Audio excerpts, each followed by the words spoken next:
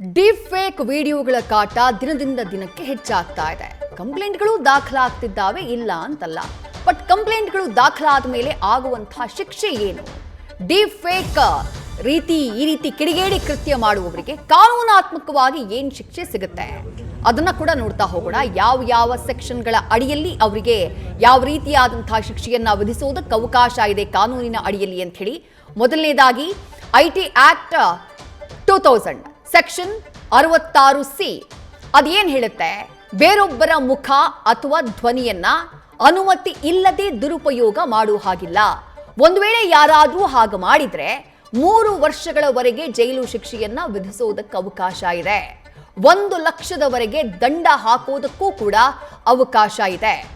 ಮತ್ತೊಂದು section IT act 2000 section 66D ಈ section ಏನ್ ಹೇಳುತ್ತೆ?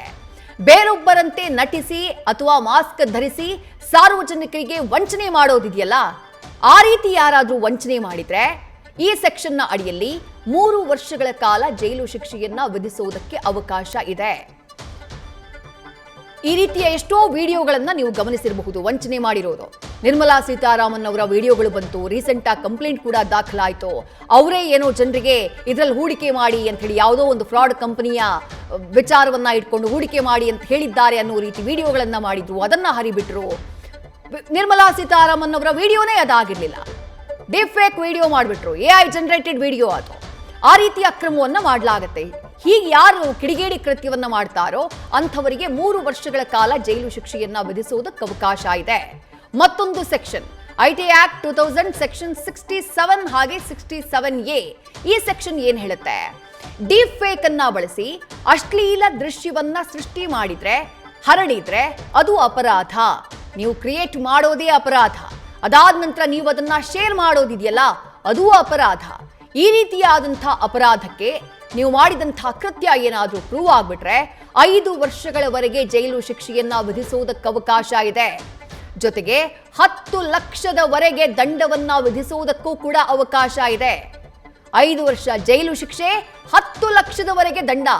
ಯಾರಿಂಥ ಕಿಡಿಗೇಡಿ ಕೆಲಸವನ್ನ ಸೋಷಿಯಲ್ ಮೀಡಿಯಾದಲ್ಲಿ ಮಾಡ್ತಾರೋ, ಈ AI generated video, fabricated video, deep fake ವಿಡಿಯೋಗಳನ್ನ ಅಪ್ಲೋಡ್ ಮಾಡ್ತಾರೋ ಅವ್ರು ಇದನ್ನ ಗಮನಿಸಬೇಕು.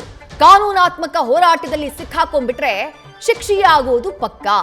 ಇನ್ನು BNS ಅಡಿಯಲ್ಲಿಯೂ ಕೂಡ ಶಿಕ್ಷೆಯನ್ನ ವಿಧಿಸುವುದಕ್ಕೆ ಅವಕಾಶ ಇದೆ, ಸೆಕ್ಷನ್ಗಳನ್ನ ಹಾಕೋದಕ್ಕೆ ಅವಕಾಶ ಇದೆ. BNS ಸೆಕ್ಷನ್ 77 ಇದರ ಅಡಿಯಲ್ಲಿ ಮಹಿಳೆಯ ಒಪ್ಪಿಗೆ ಇಲ್ಲದೆ ಆಕೆಯ ಫೋಟೋಗಳನ್ನ ಎಡಿಟ್ ಮಾಡೋದಿದೆಯಲ್ಲ, ಅದು ಕೂಡ ಶಿಕ್ಷಾರ್ಹ. ಕೇವಲ ಸೆಲೆಬ್ರಿಟಿಗಳು ಮಾತ್ರ ಅಲ್ಲ, ಎಷ್ಟೋ ಜನ ಕಾಂಟೆಂಟ್ ಕ್ರಿಯೇಟರ್ಗಳ ಫೋಟೋಗಳನ್ನೇ ಎಡಿಟ್ ಮಾಡಿ ಹೆಂಗೆಂಗೋ ಬಳಸ್ಕೊಂಡು ಬಿಡ್ತಾರೆ. ಅವ್ರ ಮೇಲಿನ ದ್ವೇಷಕ್ಕೆ ಅಥವಾ ಅವರಿಗೆ ಅವಮಾನ ಮಾಡಬೇಕು, ಅವ್ರಿಗೆ ಮಾನಹಾನಿ ಮಾಡಬೇಕು, ಇಂಥ ಉದ್ದೇಶಗಳನ್ನ ಇಟ್ಕೊಂಡು. ಕನ್ನಡದಲ್ಲೇ ಎಷ್ಟೋ ಕಂಟೆಂಟ್ ಕ್ರಿಯೇಟರ್ಗಳಿಗೆ ಈ ರೀತಿಯಾದಂತಹ ಸಮಸ್ಯೆ ಎದುರಾಗಿದ್ದಿದೆ.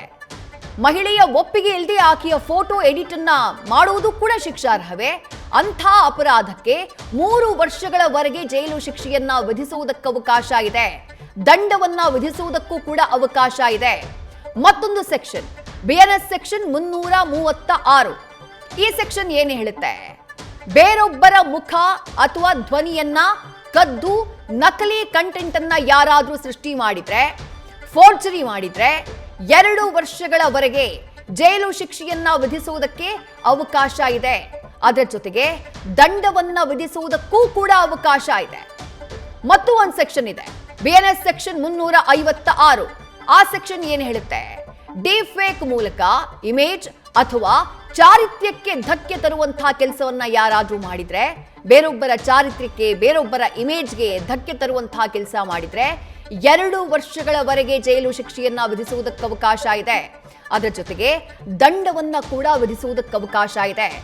ಯಾರು ಈ ರೀತಿಯಾದಂತಹ ಡೀಪ್ ಫೇಕ್ ವಿಡಿಯೋಗಳ ಟಾರ್ಚರ್ಗೆ ಒಳಗಾಗಿರ್ತಾರೋ, ಅಥವಾ ಯಾರ ಡೀಪ್ ಫೇಕ್ ವಿಡಿಯೋಗಳು, ಮಾರ್ಫ್ಡ್ ವಿಡಿಯೋಗಳು, AI ಜನರೇಟೆಡ್ ವಿಡಿಯೋಗಳು ಕ್ರಿಯೇಟ್ ಆಗ್ತಾವೋ ಅಂಥವರು ಇನಿಷಿಯೇಟಿವ್ ಅನ್ನ ತೆಗೆದುಕೊಳ್ಬೇಕು. ಏನ್ ಇನಿಷಿಯೇಟಿವ್ ತೆಗೆದುಕೊಳ್ಬೇಕು? ಹೋಗಿ ಸೈಬರ್ ಕ್ರೈಮ್ ಠಾಣೆಯಲ್ಲಿ ಕಂಪ್ಲೇಂಟ್ ಕೊಡುವಂತಹ ಕೆಲಸವನ್ನ ಮೊದಲನೇದಾಗಿ ಮಾಡಬೇಕು. ಸೋಷಿಯಲ್ ಮೀಡಿಯಾದಲ್ಲಿ ಕ್ಲಾರಿಫಿಕೇಶನ್ ಕೊಡಬೇಕು, ಸೋಷಿಯಲ್ ಮೀಡಿಯಾ ಬಳಕೆದಾರರನ್ನ ಅಲರ್ಟ್ ಮಾಡಬೇಕು. ಅದೆರಡೂ ಕೂಡ ಇಂಪಾರ್ಟೆಂಟ್. ಅದರ ಜೊತೆಗೆ ಸೈಬರ್ ಕ್ರೈಮ್ ಠಾಣೆಯಲ್ಲಿ ಕಂಪ್ಲೇಂಟ್ ಅನ್ನ ಕೊಡಬೇಕು. ಕಂಪ್ಲೇಂಟ್ ದಾಖಲಾದಂತಹ ನಂತರದಲ್ಲಿ ಮುಂದಿನ ಕ್ರಮಗಳನ್ನ ಸೈಬರ್ ಕ್ರೈಮ್ ಪೊಲೀಸರು ತೆಗೆದುಕೊಳ್ತಾರೆ. ಪೊಲೀಸರು ಕೂಡ ಅಷ್ಟೇ ಈ ಪ್ರಕರಣಗಳ ಬಗ್ಗೆ ಗಂಭೀರವಾಗಿ ಪರಿಗಣಿಸಬೇಕು. ನಮ್ಮ ಸೈಬರ್ ಕ್ರೈಮ್ ಟೀಮ್ ಏನಿದೆ, ಆ ಇಲಾಖೆ ಏನಿದೆ, ಆ ವಿಭಾಗ ಏನಿದೆ, ಅವರು ಕೂಡ ತಂತ್ರಜ್ಞಾನಕ್ಕೆ ಸಂಬಂಧಪಟ್ಟ ಹಾಗೆ ತಮ್ಮನ್ನ ತಾವು ತಂತ್ರಜ್ಞಾನಕ್ಕೆ ತಕ್ಕಂತೆ ಅಪ್ಡೇಟ್ ಮಾಡಿಕೊಳ್ಳುವಂತಹ ಅನಿವಾರ್ಯತೆ ಇದೆ. ಯಾಕಂದ್ರೆ ಸೋಷಿಯಲ್ ಮೀಡಿಯಾನ ಜಾಲಾಡಿದ್ರೆ ಇಂತಹ ಸಾವಿರಾರು ಡೀಪ್ ಫೇಕ್ ವಿಡಿಯೋಗಳು, ಜೊತೆಗೆ ಡೀಪ್ ಫೇಕ್ ಫೋಟೋಗಳು, ಮಾರ್ಫ್ಡ್ ಫೋಟೋಗಳು, ಫ್ಯಾಬ್ರಿಕೇಟೆಡ್ ಕಾಂಟೆಂಟ್ಗಳು ಎಷ್ಟೋ ನಮಗೆ ಕಾಣೋಕೆ ಸಿಗ್ತವೆ.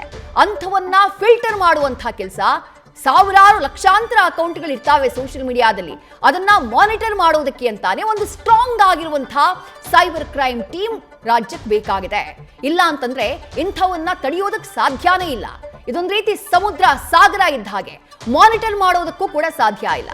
ಅದರ ಜೊತೆಗೆ ಈ ಸೋಷಿಯಲ್ ಮೀಡಿಯಾ ಪ್ಲಾಟ್ಫಾರ್ಮ್ಗಳೇನಿದ್ದಾವೆ, ಅದು ಫೇಸ್ಬುಕ್ ಆಗಿರ್ಬೋದು, ವಾಟ್ಸಪ್ ಆಗಿರ್ಬೋದು, ಅಥವಾ ಇನ್ಸ್ಟಾಗ್ರಾಮ್ ಆಗಿರಬಹುದು, ಅವುಗಳ ಮದರ್ ಸಂಸ್ಥೆ ಏನಿದೆ, ಮಾತೃ ಸಂಸ್ಥೆ, ಈಗ ಮೆಟಾ ಇವುಗಳ ಈ ಸೋಷಿಯಲ್ ಮೀಡಿಯಾ ಪ್ಲಾಟ್ಫಾರ್ಮ್ಗಳ ಮಾತೃ ಸಂಸ್ಥೆ, ಆ ಮಾತೃ ಸಂಸ್ಥೆಗಳು ಏನ್ ಮಾಡಬಹುದು, ಇಂತಹ ವಿಡಿಯೋಗಳನ್ನ, ಮಾರ್ಫ್ಡ್ ವಿಡಿಯೋಗಳನ್ನ, ಫ್ಯಾಬ್ರಿಕೇಟೆಡ್ ಕಾಂಟೆಂಟ್ಗಳನ್ನ ಅಪ್ಲೋಡ್ ಮಾಡೋದಕ್ಕೆ ಸಾಧ್ಯ ಆಗದೇ ಇರೋ ರೀತಿ ಅವುಗಳನ್ನ ಅವು ಅಪ್ಗ್ರೇಡ್ ಮಾಡಿಕೊಳ್ಳುವಂತಹ ಅನಿವಾರ್ಯತೆ, ಇದು ಸಮಯದ ಅನಿವಾರ್ಯತೆ. ಇಲ್ಲ ಅಂತಂದ್ರೆ ಫಿಲ್ಟರ್ ಮಾಡೋದಕ್ಕೆ ಸಾಧ್ಯ ಇಲ್ಲ. ಇಲ್ಲ ಅಂತಂದ್ರೆ ಇದನ್ನ ತಡೆಯೋದಕ್ಕೆ ಬಹಳ ಕಷ್ಟ ಇದೆ ಮುಂದಿನ ದಿನಗಳಲ್ಲಿ. ಆ ರೀತಿ ಇದು ಅಪ್ಗ್ರೇಡ್ ಆಗ್ತಾ ಇದೆ, ಇಂಥ ಹಾವಳಿ ಜಾಸ್ತಿ ಆಗ್ತಾ ಇದೆ. ಈ ರೀತಿ ಫ್ಯಾಬ್ರಿಕೇಟೆಡ್ ಕಂಟೆಂಟ್ಗಳ, ನಕಲಿ ಕಂಟೆಂಟ್ಗಳ, ಮಾನಹಾನಿ ಮಾಡುವಂತಹ ಕಂಟೆಂಟ್ಗಳ ಸಂಖ್ಯೆ ಜಾಸ್ತಿ ಆಗ್ತಾ ಇದೆ. ಹಾಗಾಗಿ ಯಾವ ಸಂಸ್ಥೆಗಳು ಇದನ್ನ, ಈ ಪ್ಲಾಟ್ಫಾರ್ಮ್ಗಳ ಜವಾಬ್ದಾರಿಯನ್ನ ಹೊತ್ಕೊಂಡಿದ್ದಾವೋ ಅವುಗಳು ಅಕೌಂಟಬಿಲಿಟಿಯನ್ನ ತೆಗೆದುಕೊಳ್ಬೇಕು. ಫೇಸ್ಬುಕ್ ಆಗಿರಬಹುದು, ಇನ್ಸ್ಟಾಗ್ರಾಮ್ ಆಗಿರಬಹುದು, ವಾಟ್ಸಪ್ ಆಗಿರಬಹುದು, ಅವರು ಅಕೌಂಟಬಿಲಿಟಿಯನ್ನ, ಅವರು ಹೊಣೆಗಾರಿಕೆಯನ್ನ ತೆಗೆದುಕೊಳ್ಳೋದು ಸದ್ಯಕ್ಕೆ ಇರುವಂತಹ ಒಂದು ಅನಿವಾರ್ಯ ಪರಿಸ್ಥಿತಿಯ ಅನಿವಾರ್ಯ ಇದು. ಇಲ್ಲ ಅಂತಂದ್ರೆ ಇದನ್ನ ಕಂಟ್ರೋಲ್ ಮಾಡೋದಕ್ಕೆ ಸಾಧ್ಯ ಇಲ್ಲ. ಬಹುತೇಕರು ನಿಮ್ಮಲ್ಲಿ ಈ ಚಾಟ್ GPT, ಜೆಮಿನಿ ಇದನ್ನೆಲ್ಲ ಬಳಕೆ ಮಾಡ್ತಿರಬಹುದು. ಅದು ಯಾವ ರೀತಿ ವರ್ಕ್ ಆಗುತ್ತೆ ಅಂತಂದ್ರೆ, ನೀವೇನಾದ್ರೂ ನೆಗೆಟಿವ್ ವಿಚಾರಗಳ ಬಗ್ಗೆ ಮಾತನಾಡಿದ್ರೆ, ಅಥವಾ ನೀವೇನಾದ್ರೂ ಕ್ರೈಮ್ ಅಥವಾ ರೇಪ್ ಇದಕ್ಕೆ ಸಂಬಂಧಪಟ್ಟ ಹಾಗೆ ಏನಾದ್ರೂ ಮಾಹಿತಿಯನ್ನ ಕೇಳಿದಾಗ ಅದು ಸಾರಾಸಗಟಾಗಿ ಅದನ್ನ ತಳ್ಳಿ ಹಾಕತ್ತೆ.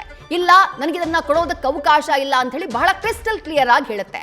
ಅಂದ್ರೆ ಈ ಪ್ಲಾಟ್ಫಾರ್ಮ್ಗಳು ಏನಿದ್ದಾವೆ, ಸೋಷಿಯಲ್ ಮೀಡಿಯಾ ಪ್ಲಾಟ್ಫಾರ್ಮ್ಗಳು, ಅವುಗಳನ್ನು ಕೂಡ ಖುದ್ದಾಗಿ ತಾನೇ AI ವಿಡಿಯೋ ಅಥವಾ ಮಾರ್ಫ್ಡ್ ವಿಡಿಯೋ ಅಥವಾ ಇಂಥ ಅಬ್ಸೀನ್ ವಿಡಿಯೋಗಳನ್ನ ಐಡೆಂಟಿಫೈ ಮಾಡುವಂತಹ ಒಂದು ಅಪ್ಗ್ರೇಡೇಷನ್ ಅನ್ನ ಈ ಆಪ್ಗಳು ಕೂಡ ಪಡ್ಕೊಂಡ್ರೆ ಆಗ ಇದನ್ನ ಫಿಲ್ಟರ್ ಮಾಡೋದಕ್ಕೆ ಸಾಧ್ಯ ಇದೆ. ಇಲ್ಲ ಅಂತಂದ್ರೆ ಯಾವ ಸಂಸ್ಥೆಗಳ ಪ್ಲಾಟ್ಫಾರ್ಮ್ಗಳ ಮೂಲಕ ಇದು ವೈರಲ್ ಆಗ್ತಾ ಇದೆಯೋ ಆ ಸಂಸ್ಥೆಗಳು ಹೊಣೆಗಾರಿಕೆಯನ್ನೇ ತೆಗೆದುಕೊಳ್ಳುವುದಿಲ್ಲ. ಆ ಹೊಣೆಗಾರಿಕೆಯನ್ನ ಆ ಸಂಸ್ಥೆಗಳು ತೆಗೆದುಕೊಳ್ಳದೆ ಇದ್ದಾಗಲೇ ಜನರಿಗೆ ಸಮಸ್ಯೆ ಆಗೋದು, ಇಂಥ ಕಿಡಿಗೇಡಿಗಳ ಸಂಖ್ಯೆ ಜಾಸ್ತಿ ಆಗೋದು. ಒಂದು ಕಡೆ ಸೈಬರ್ ಕ್ರೈಮ್ ಪೊಲೀಸರು ಕೂಡ ಇದನ್ನ ಚೆನ್ನಾಗಿ ಮಾನಿಟರ್ ಮಾಡುವಂತಹ ಅನಿವಾರ್ಯತೆ ಇದೆ. ಜೊತೆಗೆ ಯಾರ ವಿರುದ್ಧ ಇಂಥ ಡೀಪ್ ಫೇಕ್ ವಿಡಿಯೋಗಳಾಗ್ತಾ ಇದಾವೋ ಅವರು ಕಾನೂನಾತ್ಮಕವಾಗಿ ಹೆಜ್ಜೆ ಇಡುವಂತಹ ಅನಿವಾರ್ಯತೆ ಇದೆ. ಇಲ್ಲ ಅಂತಂದ್ರೆ ಆ ಅಲರ್ಟ್ನೆಸ್ ಇದೆಯಲ್ಲ, ಒಂದು ಜಾಗೃತಿ ಇದೆಯಲ್ಲ, ಆ ಜಾಗೃತಿ ಮೂಡಿಸೋದಕ್ಕೆ ಬಹಳ ಕಷ್ಟ ಆಗುತ್ತೆ. ರುಕ್ಮಿಣಿ ವಸಂತ್ ಅವರದ್ದು ಒಂದು ವಿಡಿಯೋ ಮಾತ್ರ ಅಲ್ಲ, ಈ ಹಿಂದೆ ಹಲವು ನಟಿಯರು, ಸಪ್ತಮಿ ಗೌಡ ಅವರು ಕೂಡ ರೀಸೆಂಟ್ ಆಗಿ ಒಂದು ಆಕ್ರೋಶವನ್ನ ವ್ಯಕ್ತಪಡಿಸಿದ್ರು. ಹೆಂಗೆಂಗೋ ವಿಡಿಯೋಗಳನ್ನ ಮಾಡ್ಬಿಡ್ತಾರೆ ಪ್ಯಾಪರಾಜಿಗಳು, ಎಲ್ಲೆಲ್ಲೋ ಝೂಮ್ ಮಾಡ್ಬಿಡ್ತಾರೆ. ಆ ರೀತಿಯಾಗಿ ಆಕೆ ಹೇಳಿದಂತಹ ಟೈಮ್ನಲ್ಲಿ ಹಲವು ನಟ ನಟಿಯರು ಆಕೆಯ ಸಪೋರ್ಟಿಗೆ ಬಂದ್ರು. ಆ ರೀತಿ ಒಬ್ರಿಗಾದಂತಹ ಟೈಮ್ನಲ್ಲಿ ಎಲ್ಲರೂ ಅಲರ್ಟ್ ಆಗಿ, ಎಲ್ಲರೂ ಒಂದು ಆಂದೋಲನ ರೀತಿಯಲ್ಲಿ ಜಾಗೃತಿಯನ್ನ ಮೂಡಿಸುವಂತಹ ಅನಿವಾರ್ಯತೆ ಸದ್ಯಕ್ಕಿದೆ. ನ್ಯೂಸ್ ಫಸ್ಟ್, ನಿರ್ಭೀತಿಯಿಂದ ನಿಮ್ಮ ಪರವಾಗಿ.